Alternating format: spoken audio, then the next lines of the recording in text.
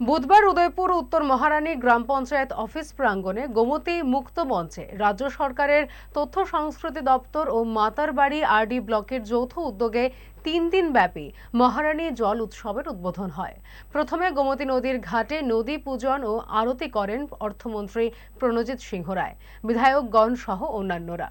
অনুষ্ঠানের সূচনা করেন অর্থমন্ত্রী প্রণজিৎ সিংহ রায়। উপস্থিত ছিলেন বিধায়ক অভিষেক দেবরায়, জিতেন্দ্র মজুমদার, রামপদ জমাতিয়া প্রমুখ। অনুষ্ঠানে অর্থমন্ত্রী প্রণজিৎ সিংহ রায়ের হাত দিয়ে 18 জন সুবিধাভোগী মৎস্য চাষী লাভার্থীদের মৎস্য চাল ও জল রাখার পাত্র দেওয়া হয়।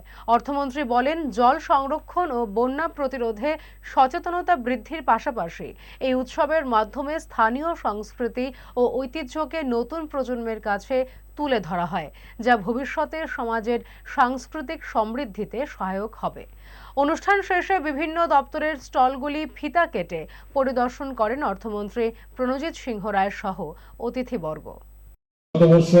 সরকারও নিয়েছে এই জায়গা থেকে, যেখানে রোপওয়ে স্যাংশন হয়েছে, কাজ হতে টাইম লাগছে, সময় লাগছে, কিন্তু সেটাও হবে, তার সঙ্গে ছবি মুড়া যুক্ত হবে এখানকার রোপওয়ের মাধ্যমে।